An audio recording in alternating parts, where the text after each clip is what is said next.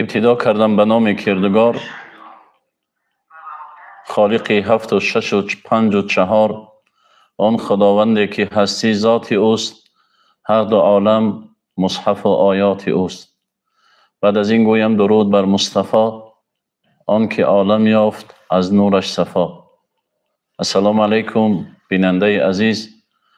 موضوعی که امروز بهر تربیه اخلاق جوانان اینجا مطرح میکنیم، تربیه و آداب اخلاق جوانان در جاده زندگی است. بیننده عزیز، خداوند ذوالجلال در قرآن در سوره ابراهیم آیت 24 بیان میکند: استعیذ بالله الم تر کیف ضرب الله مثلا کلمة طیبة کشجرة طیبة اصلها ثابت و فرعها فی السماء. الله رب العزت در این آیه زیبایش برای ما مردم مسلمان بیان میکند که سخن نیک، اخلاق خوب مثل درخت است که ریشه او استوار است و شاخ آن در آسمان است. یعنی هر کلام نیکی که در قلب برادر مسلمان باشد، در قلب او ریشه دوانیده باشد، شاخه های این کلام در جوهر او دیده می شود. چشم او با عبرت است، نظر او با رحمت است، سخن او با حکمت است.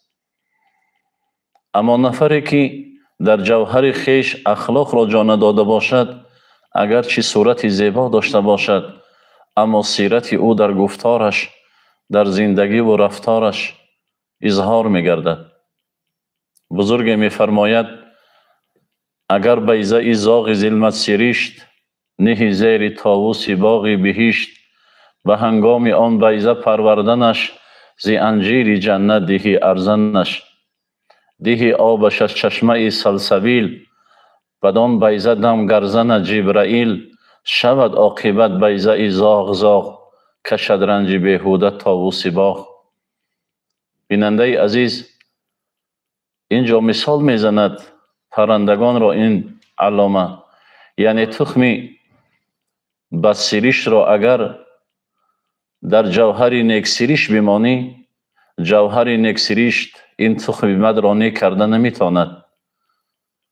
بیننده عزیز، یکی از عامل هایی که در جامعه فرزند نیک پیدا میگردد، این رفتار و کردار خوب است در زمان زندگی با خاندان. لقمه پاک است در زمان تناول طعام، که سرچشمه همه اینها از لقمه پاک سرچشمه میگیرد. امام زمخشری در کتاب مقامات خویش بیان میکنند: اخلاق خوب به مانند سیب لبنان است که اگر هر طرف او را جلا بدهی، او رنگ او را تو را عاشق میگرداند. برای همین انسان‌های نیکنام در جامعه در هر مقامی نباشند، جوهر خویش در وجود دارند و در بین مردم صاحب عزت و صاحب احترامند. و هر نفری که در جوهر خویش لقمه پاک نداشته باشد، او سخن پاک ندارد، او رفتار پاک ندارد. یکی از سرچشمه جوانان نیک در جامعه امروزه این اخلاق نیک داشتن پدر و مادر ایشان است. و یکی از سرچشمه بد اخلاقی جوانان امروز در جامعه این به اعتباری پدر و مادر در زمان تناول طعام است، در زمان زندگی و نصیحتی به جای به فرزندان است. شاعر بیان میکنند: درختی که تلخ است او را سریشت، گرش بر نشانی به باغی بهشت. و از چون خلدش به منگام آب، به بیخ انگبین ریزی و شهد و ناب. سرانجام گوهر به بار ناورد، همان میوه تلخ به بار آورد. اگر برادری عزیز نهال زندگی که فرزند است، مثل نهالی است که در باغ درخت میشینانی و او را نگاه و بین میکنی و انتظار میوه پاک هستی، فرزند مثل درخت است در حیات پدر و مادر. اگر این دست نهال را در زندگی خوب تربیت نمودی، به زیرش کلام اخلاقی را گذاشتی و او را نصیحت زیبایی کردی، او در زندگی برای تو الگو می شود. رسول الله صلی الله علیه و سلم بیان میکنند فرزند نیک این گل از گلستان جنت است. فرزندان نیک در خاندان پدر و مادر مسلمان این گلهای از گلستان جنتند. زمان در جوهر پیدا شدن این گل در بطن مادر اگر ما نظر به لقمه های پاک کردیم، تربیت فرزند را از دامان مادر شروع کردیم، از کلام مادر شروع کردیم، از زندگی با سعادت شروع کردیم، می توان این فرزندان ما در جامعه فرزندان با سعادت بیاید. رسول الله صلی الله علیه و سلم در کلام مبارکش بیان میکنند که خصلت خوب به مثل نورهای آفتاب است. مانند که نورهای آفتاب یخها را آب میکنند، خصلت‌های خوب قلبها را آب میکنند، قلبها را نور میبخشند. در حکایت حکیم حکایت میکند که یک جوان بودند در یک شهر به حیث دانشجو شامل دانشگاه گردیدند و دانشگاه خیش را به رشته پزشکی به پایان رسانیدند، با رشته دکتری به پایان رسانیدند و در آن شهری که زندگی میکردند یک دکان داروفروشی تأسیس دادند و برای خیش مقصد گذاشتند که من برای یتیمان و بیچارگان دارو را به طریق رایگان هدیه میکنم و برای مردم با معامله نیک صحبت میکنم. حکیم بیان میکند که این جوان از ارمنیا بودند، از ارمنستان بودند، جوانی ارمنی بودند. وقتی که این جوان ارمنی تجارتش رشد یافت و مردم مسلمان این شهر توجه به دکان این جوان داشتند، دیگر جوانانی که در اطراف او دکان داشتند با یک نظری بدبینانه یک داروی ممنوع شده را در دکان این جوان گذاشتند و جوان را تهمت زدند و زندانیش کردند. حکیم بیان میکند که این جوان مدت 6 سال حکم زندان گرفت، اما در مدت 6 ماه مردم زمانی که از دکانهای برادران مسلمان خیش دارو خریداری میکردند، صفت دارو خوب نبود و درد اونها را دواما نمی بخشید و این جوانان دکاندار مناسبت خوب با مزاجان نداشتند. مردم جمع شدند به نزد مفتی همان زمان آمدند و از او خواهش نمودند که این جوان ارمنی را از زندان آزاد کنند، زیرا معامله خوب با مردم داشت و برای بیچاره و بینوا دارو را رایگان میداد. مفتی این زمان به نزد دیدبانگاه زندان ها رفت و خواهش نمود که او را از زندان آزاد نمایند و هر جرمی که برای او داده بودند از او در بگذرند. القصه جوان را از دکان آزاد نمودند، از زندان آزاد نمودند و او را به دکانش برگردانیدند. با مردم با یک معامله نیک و با یک گفتار خوب تجارتش را ادامه میداد. بیننده عزیز، نقطه مهمش اینجاست. وقتی این جوان با درد الهی بعد 5 سال از دنیا گذشت، در جنازه او چنان مردم مسلمان جمع آمده بودند که دیگر جای پامانده نبود.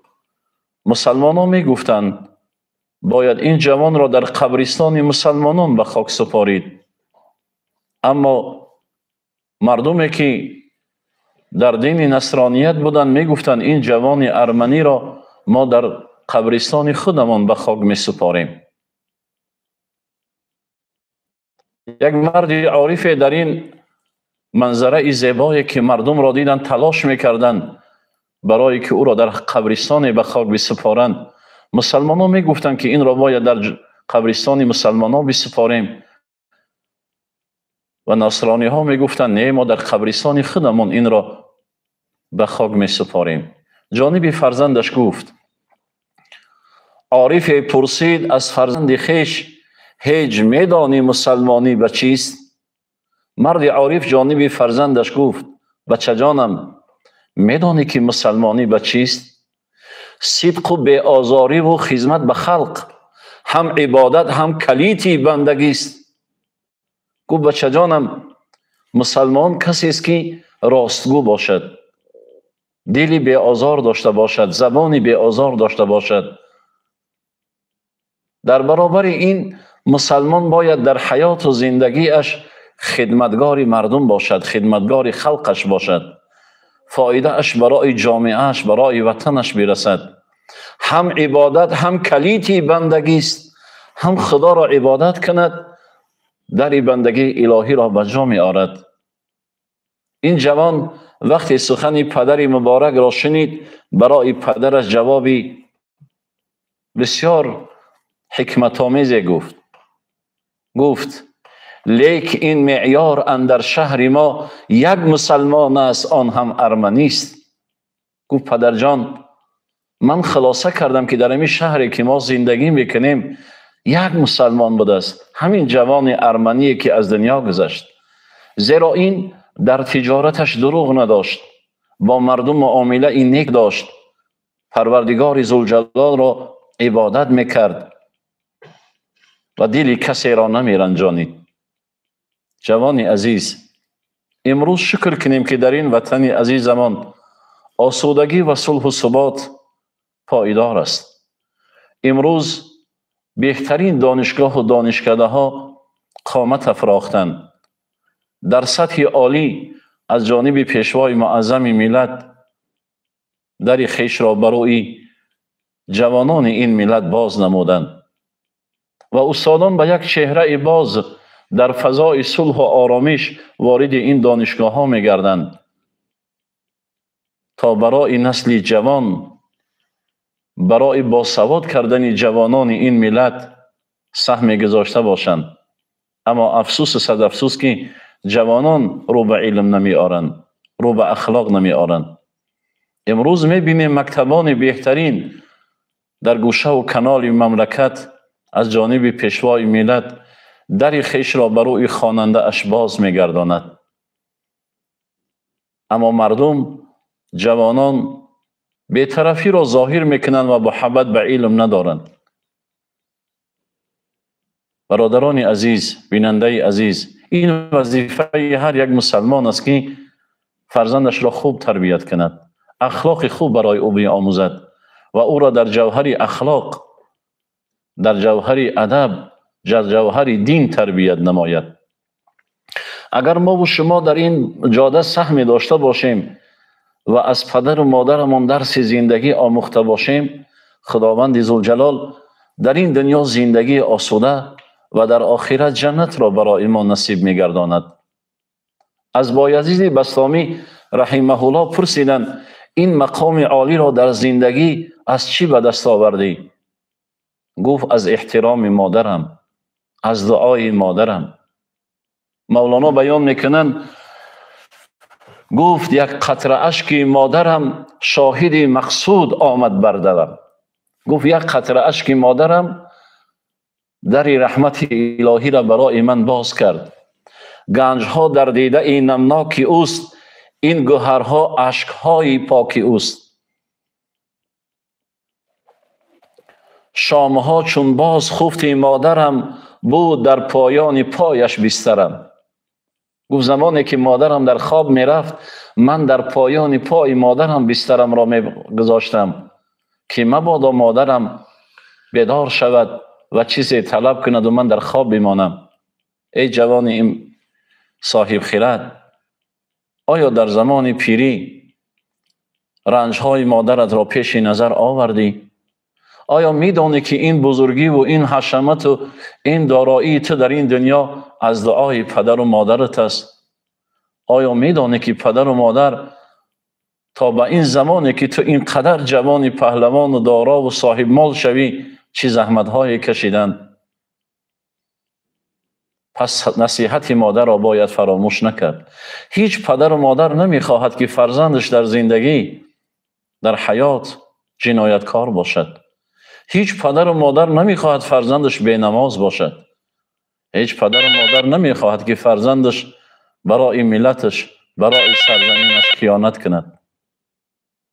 حضرت بایزید بسطامی را در حکایتش بیان میکنند که گفت یک روز هوا سرد شد، قطره‌های برف از آسمان به زمین می آمد. نیم شب بود که مادرم بیدار شد، از من کاسه آب خواست. من دوان شدم، کاسه پر آب را گرفتم، آمدم بالای سر مادر مهربانم که مادر من را خواب برده است. تا به صبح در هوای سرد بالای سر مادرم ایستادم. زمان مادر من بیدار شد، کاسه آب را در دست من دید که رنگ روی من از سردی زمستان رنگ سفید بسته بود و وجود من می لرزید. گفت ای جگربندم، چرا خواب نکردی؟ گفتم آچه جان، به خاطر که مبادا تو در نیم شب بیدار شوی و من را دعوت کنی، فریاد کنی و من تأخیر کنم و در غضب الهی در بمانم. مادر اشکانش به زمین افتاد و دست دعا برداشت و در پیشگاه خداوند ذوالجلال دعای رحمت را برای من نمود. مولانا میگویند اشک مادر گنج گوهرجا شود، مرد آن است که از یک قطره دریا شود.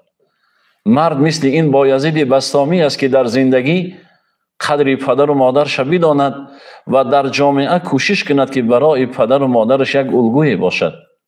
جوان عزیز، اگر میخواهی دارای اخلاق باشی، دارای ادب باشی، رو به مکتب بیار. نصیحت پدرانه را فراموش نکن. دعای پدر و مادرت را صاحب شو. خداوند به همه مقام زندگی میرساند. اما در زندگی برادر، ما وقتی که فرزندان را به مکتب میبریم، اگر تربیه اخلاقی را در وجود ایشان جا ننمودیم، اگر اونها را نصیحتی ننمودیم، اگر محبت مکتب را در قلب فرزندانمان جای نکردیم، عاقبت مکتب جای تربیت برای فرزند من و شما نمی شود. تربیت برادرای عزیز از دو جانب است، هم از جانب پدر و مادر و هم از جانب مکتب. امروز در رسانه‌های خبری می بینیم که بعضی خوانندگان مکتب ها با هم دست به گریبان می شوند، همدیگر را به قتل می رسانند. این از کجا سرچشمه می گیرد؟ از دور بودن از فرهنگ اخلاقی، از گوش نکردن نصیحت پدر و مادر، از احترام نکردن استاد، از غنیمت ندانستن جوانی. برادرای عزیز، رسول الله صلی الله علیه و سلم بیان میکنند اغتنم خمسا قبل خمس. غنیمت بشمارید شما 5 چیز را پیش از 5 چیز. شبابک قبل حرمک. پیامبر خدا بیان میکند شما جوانیتان پیش از پیریتان غنیمت بدانید. در جوانی توبه کردن نشأه پیغمبری است، چون به پیری که رسید گبر مسلمان می شود. در جوانی برادر عزیز خدا را بشناسیم. در جوانی رو به علم بیاریم، رو به کتاب بیاریم، رو به مکتب بیاریم و نصیحت پدر را گوش کنیم. رسول الله صلی الله علیه و سلم در کلام دیگرش ذکر میکنند که فرزند نیک در دنیا نور است و در قیامت سرور. هر کسی که در دنیا فرزند نیک داشته باشد او پیر نمی شود، او خسته نمی شود. اما کسی که در دنیا فرزند ناباب داشته باشد، الکی عمرش در زمان جوانیش خزان می گردد. زیرا از فرزند خوب زندگی پدر و مادر رونق می یابد. از فرزند ناباب پدر و مادر در این دنیا شرمسار می گردند. برای این جوانای عزیز هیچ وقت آبروی پدر و مادر را در جامعه نریزانیم. هیچ وقت آب دیده این مادر را در بالای رویش نیاریم. هیچ وقت برای پدر و مادرمان عذابی را روا نبینیم. جوانای خوب برای تربیه اخلاق باید انسان در زندگی 3 مکان را ببیند. یکی بیمارستان، یکی زندان و یکی قبرستان. وقتی انسان به در بیمارستان آمد می‌بیند که مردم تن صحت ندارند، از خانه های گرم و بالشت بیماری آمدند. شکر کند که پروردگار او را بیمار نکرده است. وقتی انسان برای تربیه اخلاقیش از نزد زندان گذشت، می‌بیند که مادران چشمهای گریان در فراق فرزندند در پشت در زندان. پدرها قامت خم گشته برای دیده فرزندند.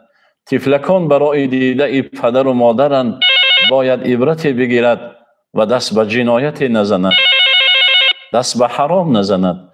وقتی انسان اگر از قبرستان گذر میکند، عبرت قبرستان همین است که در آنجا می‌بیند مردم زیاد در زیر خاکند. بالای قبر اونها یک لوحه سنگ گذاشته شده است. شکر کند این زندگی را، شکر کند این نفس روزگار را، شکر کند این حیات را، این وطن تنج آرام را و زندگی را با شادی بگذراند، زندگی را با خوشی بگذراند. همین است درس زندگی برادرم. رسول خدا صلی الله علیه و سلم بیان میکنند که شخصی با ایمان و با اخلاق در نزد پروردگار ذوالجلال مقام و مرتبه اش از آن نفری که روز روزه می دارد و شب نماز می گذارد برتر و بالاتر است. اگر من و شما اخلاقی داریم، ادبی داریم و این اخلاق و ادب خویش را در جاده زندگی برای نسل آینده خویش صرف میکنیم، این صدقه جاریه هست. پس ای برادر، ادب تاجی است از نور الهی، بنه بر سر بیرو هر جا که خواهی. هر مکانی که انسانی با ادب باشد، با اخلاق باشد، هیچگاه او خوار و ذلیل نمیگردد. اما جوانی که مالداری خویش را، بزرگی خویش را از زوری و تواناییش دانست، نه از دعای پدر و مادرش، عاقبت خاک میگردد. حضرت مولانا عبدالرحمن جامی قصه یک پدر را با پسر در کلام خویش بیان میکند. پدر با پسر گفت به قهر که تو آدم نشوی جان پدر. روز پدر در زمان پیری و خستگی و ناتوانیش از فرزند جوانش یک خواهش کرد، اما فرزند سخن پدرش را گوش نکرد. جوان عزیز، آیا لحظه به یاد داری که گپی پدرت را نگرفته باشی، سخن پدرت را گوش نکرده باشی؟ یا لحظه بود که سخن مادر را گوش نکرده باشی؟ حضرت بیان میکنند پدر جانب فرزندش بیان کرد که بچه جانم فلان عمل نیک را انجام بده، اما فرزند سخن پدر را گوش نکرد. پدر در این حالت، در حالت ناتوانی و خستگی گفت بچه جانم تو آدم نمیشوی. حیف از آن عمر که من به سر و پا در پی تربیتت کردم و سر. جوان عزیز، این تربیت و اخلاق و بزرگی که امروز ما در زندگی داریم از دعای پدر و مادر است، از زحمت استاد است. این جوان از سخن پدرش ناراحت شد، از سخن پدرش رنجید، به خبر از پدرش کرد سفر، به دعای پدر خانه را ترک کرد. برادرای عزیز، کسی که در زندگی دعای پدر و مادر صاحب نمی شود، خداوند ذوالجلال عبادت او را قبول نمی گرداند. کسی رازگی پدر و مادر را به دست نمی آورد، خداوند محتاج عبادت او نیست. زیرا پدر و مادر در زمان پیری ناتوانی محتاج فرزندند که دست او را بگیرد، برای او کاسه آب بدهد.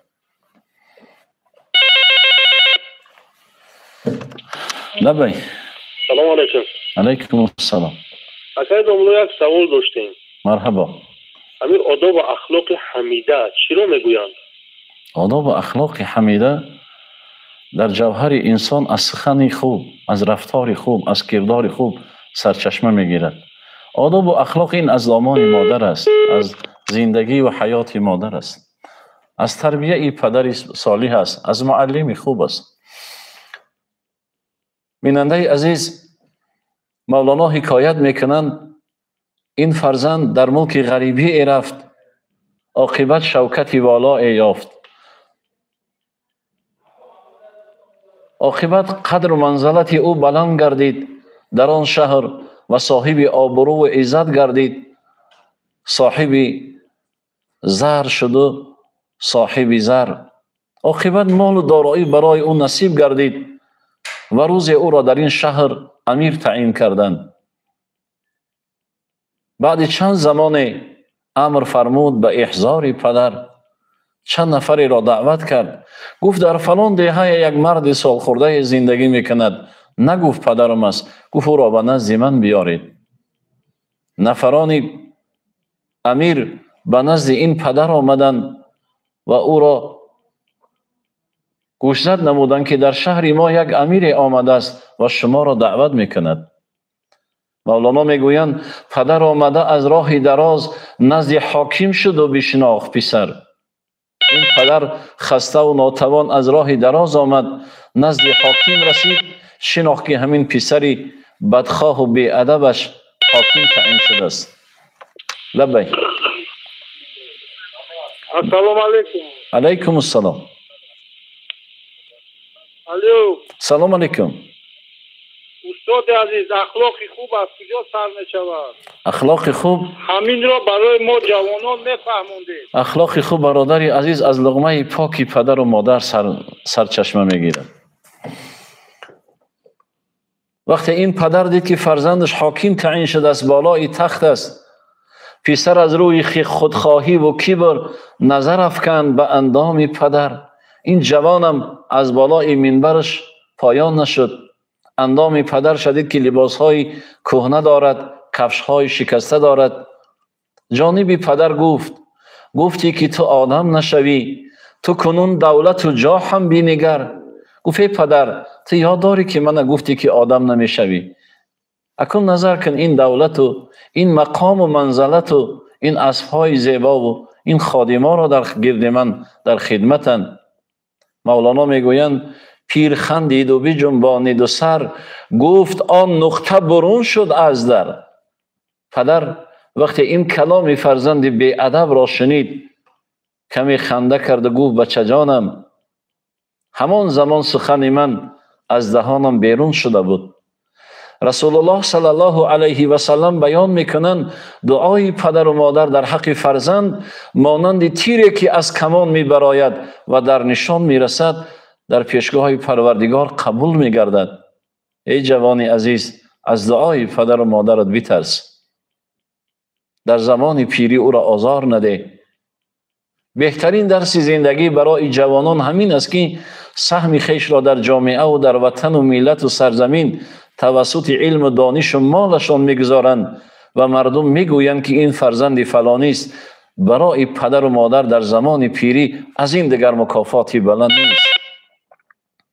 پدر جانب فرزندش گفت من نگفتم که تو حاکم نشوی، گفتم آدم نشوی. جان پدر گفت بچه جان، من نگفتم تو صاحب مال نمیشوی، صاحب مقام نمیشوی. میشوی، اما کمال جوانمردی را دریاب نمیکنی. اگر تو جوانمرد نبودی نزد پدر پایان میشدی. لبین. سلام علیکم استاد. علیکم السلام. استاد جان، یک سوال بود در مسئله اخلاق، مسئله که شما نمیشه صحبت خوب کرده اید در اخلاق خیرتون تیاد و آدمی نداری خدا مرکز اسلامی دا میرسانیم درباره خلق عظیمی که پیغمبر خدا را خداوند وصف کرد، مدح کرد، ستایش کرد، در همین اطراف یک معلومات میدادین برای مجاور. سلامت باشید، سلامت باشید استاد عزیز. البته خداوند ذوالجلال در سوره قلم بیان میکنن استعیذ بالله انک لعلی خلق العظیم. هر آینه تو صاحب اخلاق بزرگ هستی. رسول الله صلی الله علیه و سلم را بیان میکنند. روزگاری پیامبر صلی الله علیه و سلم برای جامعه بشری این درس زندگی هست. پیامبر خدا صلی الله علیه و سلم باری با کسی با سخن درست صحبت نکردند. رسول الله صلی الله علیه و سلم باری در چهره مبارکشان مگس نایستاده بود. باری پیغمبر خدا آب بدنشان بیرون نشده بود. باری رسول الله صلی الله علیه و سلم ایز مبارکشان بالای زمین نایستاده بود.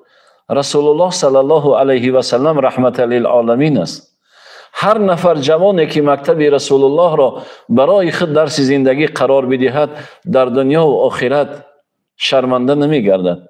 جوان عزیز، امروز ما بعضی دولت ها را میبینیم اشیاها را از روی نادانی خدا میگویند، با همدیگر دست به گریبان نیستند.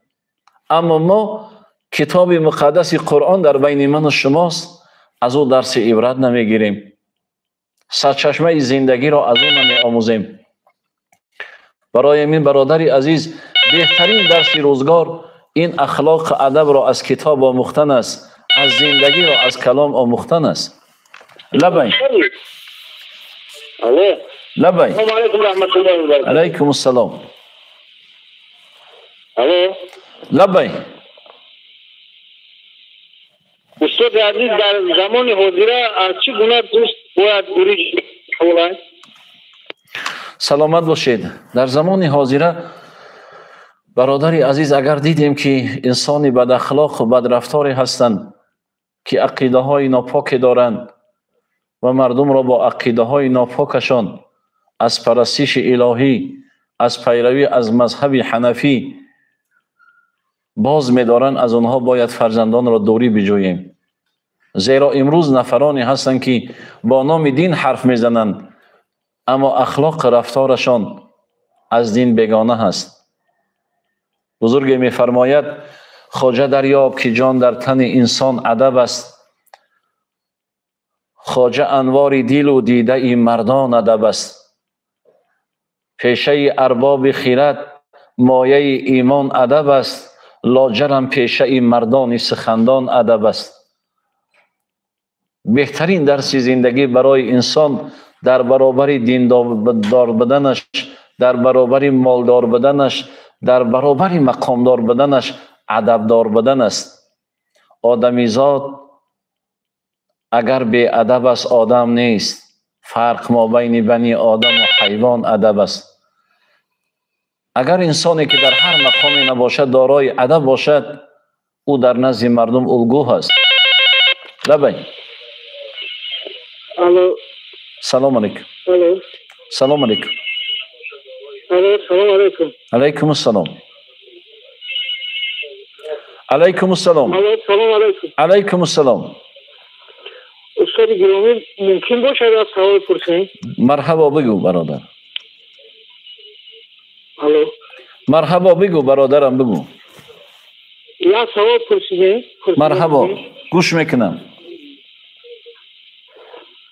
استاد، همی کبر و غرور برای زندگی، مقصد برای کار کردن، برای دینداری چی ضرر میرساند؟ پیامدهای همه کبر. سلامت باشین.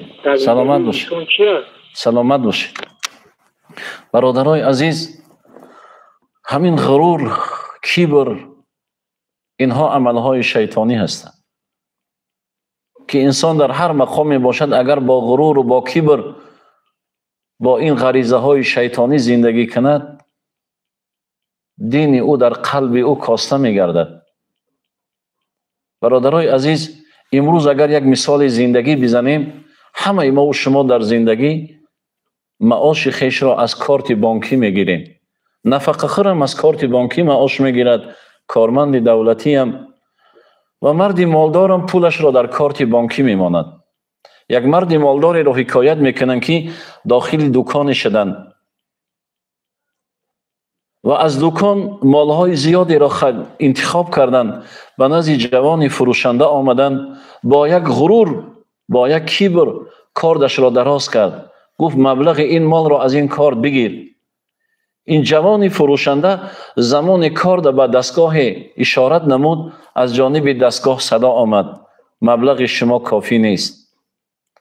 اگر بیننده عزیز برای این نفری که تمام مبلغ داراییش در کارتش باشد این صدا را بشنود، دلش را تکان می‌دهد. ناراحت شد این مرد مالدار، گفت برادرم شاید دستگاه شما خطا هست، بار دیگر کارت من را اشاره کن. زمان اشاره کرد، پیام آمد رقم شما نادرست گرفته شد. جوان فروشنده ناراحت شد، گفت برادرم وقتی در کارتت پول نداری چرا اینقدر مال زیادی را به نزد من آوردی؟ ببر مال را در جایش بگذار. اکنون برای یک مردی که غرور دارد، مقام دارد، اینقدر کبر دارد، اینقدر سخت است این لحظه که اگر نفر برایش چنین میگوید.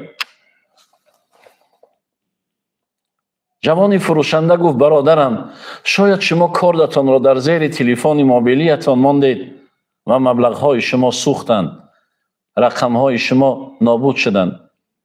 برادر عزیز، این یک مثال زندگی است. اگر روز قیامت ما و شما را خداوند ذوالجلال در محشرگاه قیامت جمع بگرداند، ما در زندگی یک کارت داریم، یک نامه داریم، یک کتاب داریم که نامه اعمال نام دارد. نماز میخوانیم، امید داریم که در او نوشته شده است ثوابش. روزه میداریم، امید داریم که در او ثوابش نوشته شده است. حج میرویم، امید داریم که در او ثوابش نوشته شده است.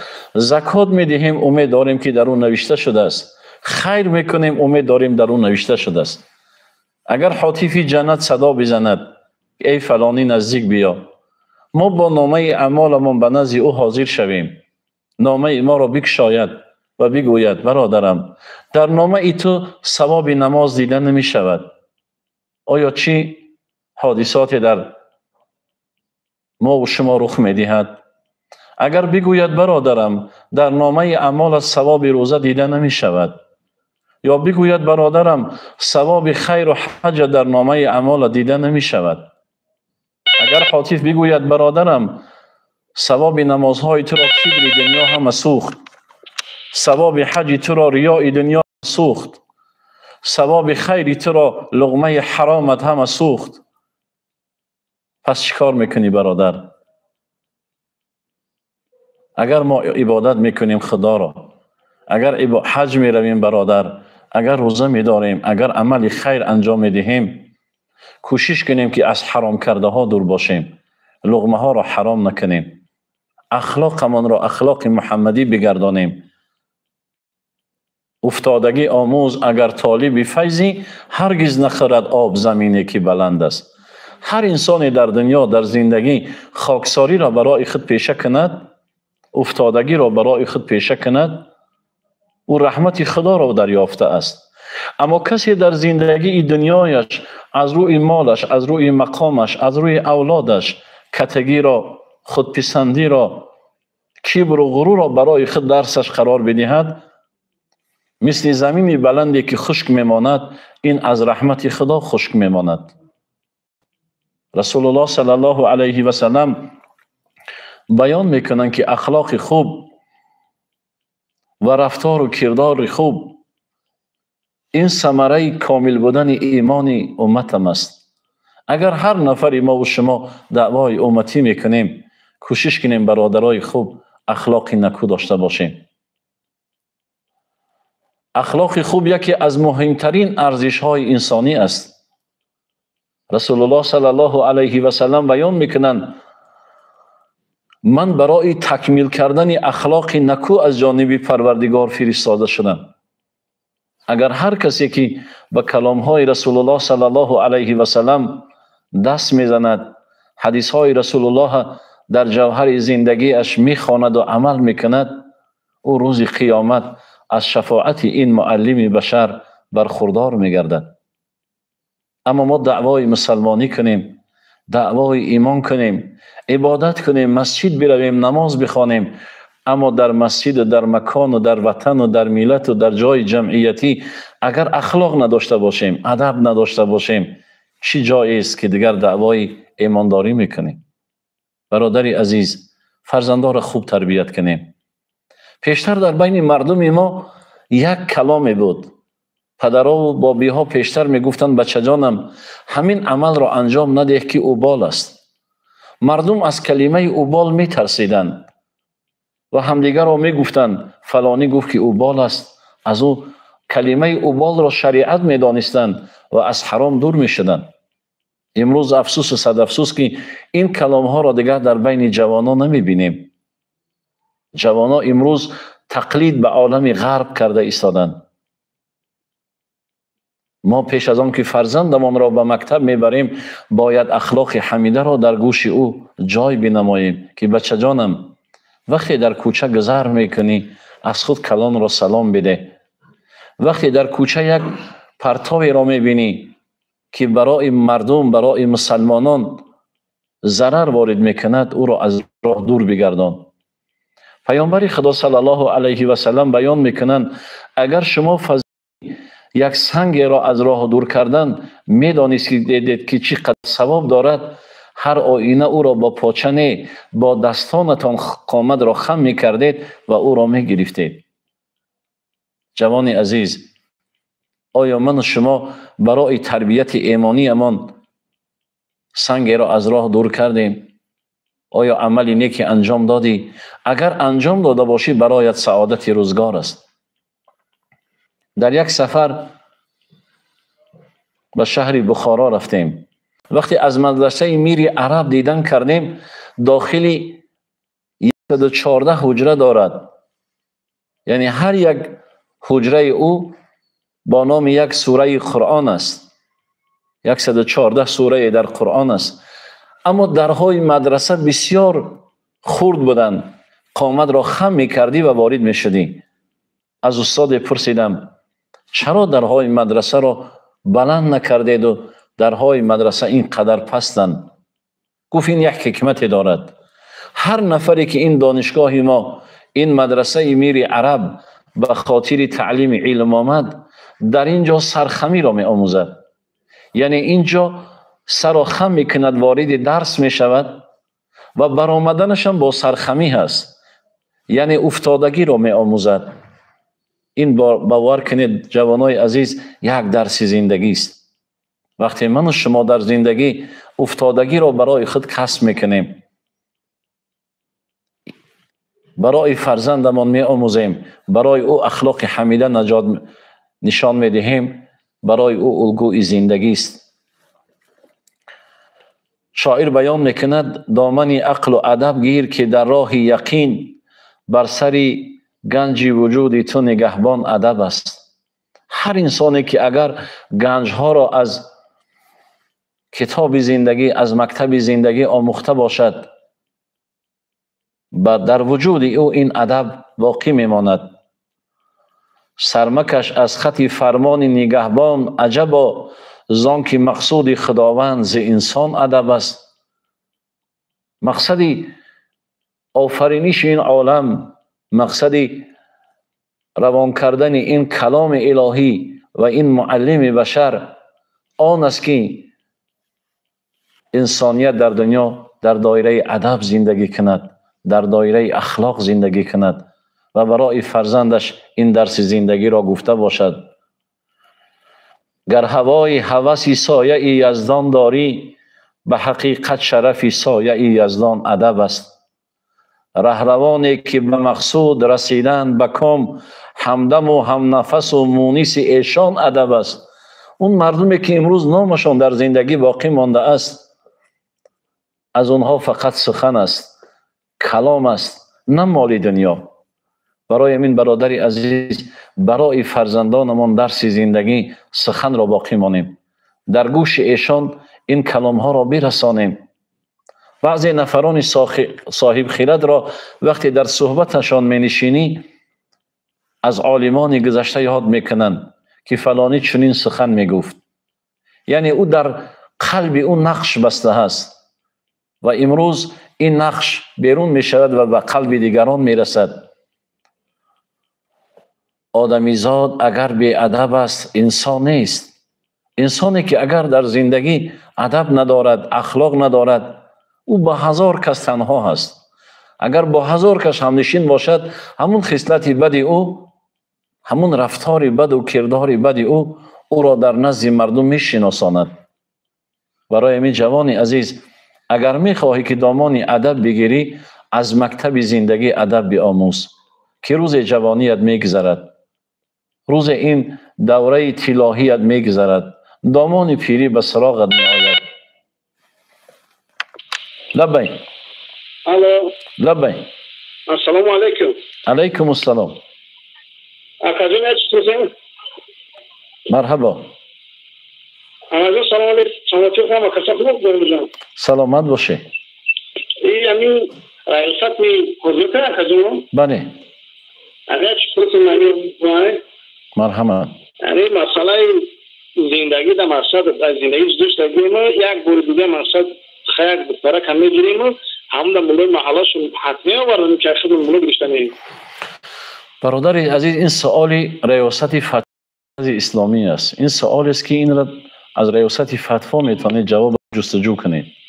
خداوند نگهبان تو باشه. از ریاست فتوای مرکز اسلامی این سوال ابو پرسید برادر. لبین ریاست فتوا. برادرای عزیز، در زندگی ما بسیار زمان میبینیم که فرزندان زیبایی هستند، صورت زیبا دارند، لباس زیبا دارند، مال زیادی دارند، اما در جاده زندگی ادب در اونها دیده نمی شود.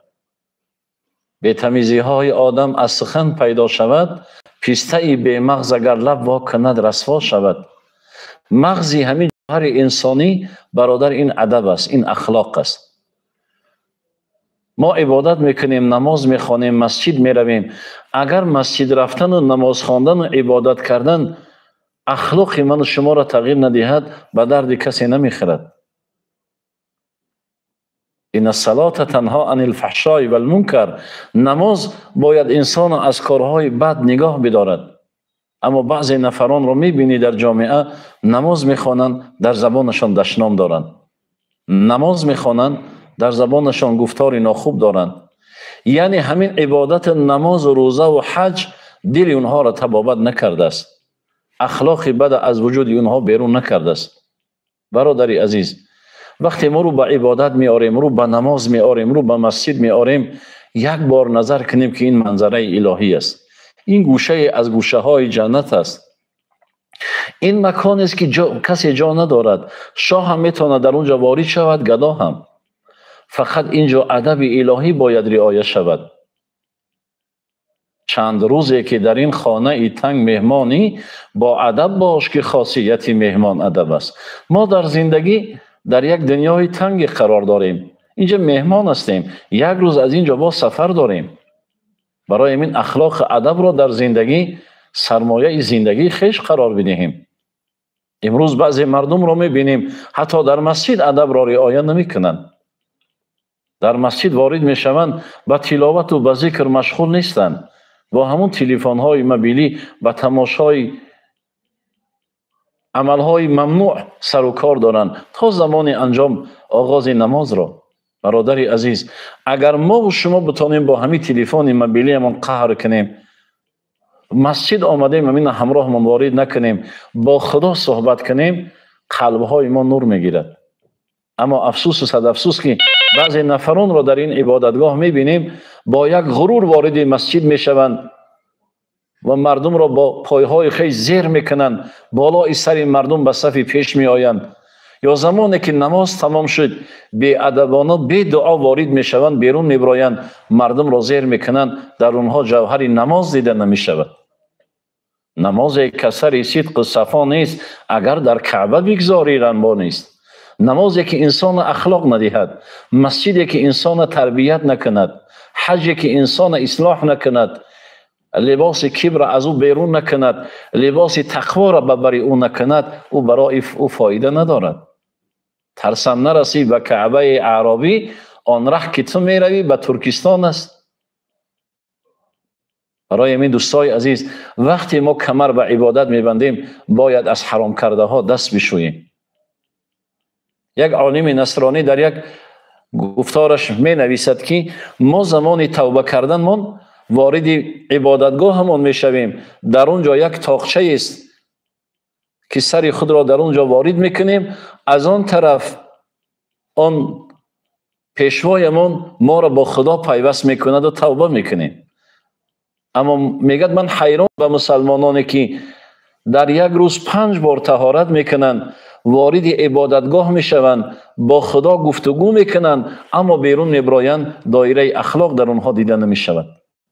همدیگر را در راه احترام نمیکنند، دشنام میکنند، یا پرتو را در کوچه میپرتایند. از مسجد بیرون برآمدند یا عبادت کردند یا رمضان نماز خواندند. پدری عزیز، جوهر ایمان همین است، جوهر اسلام همین است که ما اخلاق داشته باشیم. چشم بکشای و ببین جمله کلام الله را آیت همگی معنی قرآن ادب است. قرآن مردم با اخلاق دعوت میکند، با ادب دعوت میکند. این اسلام دین ادب است، دین اخلاق است، دین علم است، دین جنت است. دین مردم آزاری نیست، دین دلرنجانی نیست، دین جنگ نیست، دین خون نیست. برای همین دوستای عزیز فرزندان را محبت کتاب در قلب ایشان جا کنیم که فرزندان من و شما شبها نظر کنیم که آیا کتاب میخوانند یا آیا نظر به تلفن و به تلویزیون دارند و کیناهای ترکیه که امروز بین مردم برآمدند که اخلاق مردم رسوا شدند. پدر هستی در خاندان، برادری عزیز، یک کتابی را به فرزندت بگذار و بگو بچه جانم من از تو همین را صحیفه های همین کتاب، قصه های همین کتاب، پند های همین کتاب روز چند از تو میپرسم. با یک پدر صحبت کردیم، گفت فرزند من 5 ساله هست شاهنامه را از یاد میداند. گفتم چیکار کردی که محبت علم در قلب فرزندت آمد؟ گفت برای او وعده میدادم بچه جانم اگر امروز برای من یک غزل از شاهنامه بگویی من برای تو فلان لباس را خریداری میکنم. گفت این فرزند من دوستانش همون لباس را داشتن، لیکن روز غزل شاهنامه را از خود میکرد و می آمد قرائت میکرد، من برای او لباسش میخریدم یا برایش مبلغ میدادم، میگفتم در خزینه ات پنهان کن که روز من حساب این را میپرسم. برادر عزیز ما برای فرزندانمان کتاب هدیه کنیم، نه تلفن موبیلی. برای فرزندانمان اخلاق هدیه کنیم. وقتی فرزندمان در پیش ما یک بی‌آدابی را ظاهر کرد باید او را نصیحت کنیم بچه جانم این برای شأن تو نمیزیبد، برای صورتت نمیزیبد. این جوان هیچگاه در پیش پدرش، در پیش معلمش دیگر سخنی بد نمیگوید. اما این مردمی را امروز میبینیم در نزد پدر سخنی درشت میگویند یا آبروی پدرشان را به اخلاق بدشان میریزانند. اینها نفرانی هستند که پدر اینها را درس زندگی نآموخته است. عالم نصیحت زیبایی کرد، گفت برادرم برای نسل آینده بگو وقتی سر دسترخوان می نشینند آداب طعام خوردن برای فرزندانشان نشان بدهند. امروز برخی جوانان را در آشخانه ها و در جایهای جمعیتی می بینی با صدای بلند می خندند یا در جایهای جمعیتی اخلاق رذیله خیش را برای مردم نشان می دهند. آیا پدر و مادر اینها مسلمان نیستند؟ آیا پدر و مادر اینها مکتب نخواندند؟ بیروز تجربه ای روزگار بهره بگیر که بهر دفع حوادث را به کار آید. همین زندگی خودش معلم است، زندگی خودش حیات است، زندگی انسان خودش تربیت میکند. اگر ما از تجربه ای روزگار بهره نگرفتیم در دفع حوادث مضطر میمانیم. برادرای عزیز، پدر و مادر مهربان، برای فرزندانمان ادب بیاموزیم، برای فرزندانمان اخلاق بیاموزیم. وقتی من و شما اخلاق داریم، ادب داریم، این سرچشمه از پدر و مادر خودمان هست. استاد رودکی بیان میکنند 100 دریغا که خیرتمند را باشد فرزند خیرتمند نه. ورچه ادب دارد و دانش پدر حاصل میراث به فرزند نیست. بعضی پدر و مادری که میبینی خود خیرتمندند اما فرزنداشون خیرتمند نیستند. اون علم و دانشی که پدر دارد این به فرزندشان میراث نمانده است، زیرا به اخلاق فرزند نظر نکردند. امید دارم که در این وطن تنج آرام جوانان سازنده وطن در اطراف این سرور وفادار ملت همه جمع می آییم و این وطن را باز از اینم آباد میکنیم و اخلاق حمیده را در جوهر خیش پیاده میگردانیم. و سلام علیکم و رحمت الله و برکاته.